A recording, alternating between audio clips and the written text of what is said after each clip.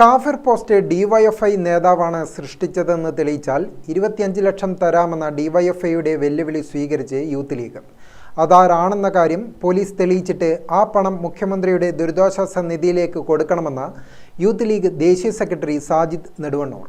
K Shailaja MLAയുടെ രാജി ആവശ്യപ്പെട്ട് youth league മട്ടന്നൂരിൽ സംഘടിപ്പിച്ച ജനകീയ വിചാരണ ഉദ്ഘാടനം ചെയ്ത് സംസാരിക്കുകയായിരുന്നു അദ്ദേഹം. കാഫിർ എന്നത് അറബി വാക്കായതിനാൽ അതൊരു യൂത്ത് ലീഗുകാരൻ്റെ തലയിൽ കുറ്റമിട്ടാൽ ജനങ്ങൾ വിശ്വസിക്കുമെന്നാണ് കരുതിയത്.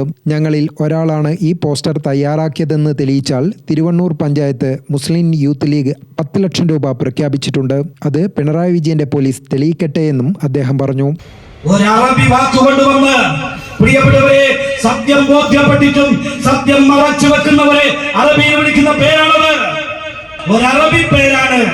ഒരു യൂത്ത് ലീഗിന്റെ പേര് പറഞ്ഞാൽ ഏതാണ്ട് ജനങ്ങൾ അതങ്ങ് വിശ്വസിക്കും. വേറൊന്നും വേണ്ട. നിങ്ങളൊരു ധാരണയാണത്. തെരഞ്ഞെടുപ്പ് ജയിച്ചാലും നിങ്ങൾക്ക് വീണ്ടും വീണ്ടും അത് പറയാം. വടകരയിൽ വലിയ പോരാട്ടം നടത്തിയവരാ നിങ്ങള്. ഇപ്പൊ എന്താ പറയുന്നത്? ഈ പറയപ്പെടുന്ന ഡിവൈഎഫ്ഐയുടെ ബ്ലോക്ക് സെക്രട്ടറി, ജില്ലാ കമ്മിറ്റി മെമ്പർ, അയാളാണ് ഇത് സൃഷ്ടിച്ചത് എന്ന് തെളിയിച്ചാൽ 25 ലക്ഷം രൂപ ആർക്ക് തെളിയിക്കുന്നവർക്ക്. പിണറായി വിജയന്റെ പോലീസിന് ഇവരുടെ 25 ലക്ഷം പോണോ? പിണറായി വിജയന് കൊണ്ടുപോയി കൊടുക്ക് 25 ലക്ഷം. എന്തിന്? മുഖ്യമന്ത്രിയുടെ ദുരിതാശ്വാസ നിധിയിലേക്ക് കൊടുക്ക്.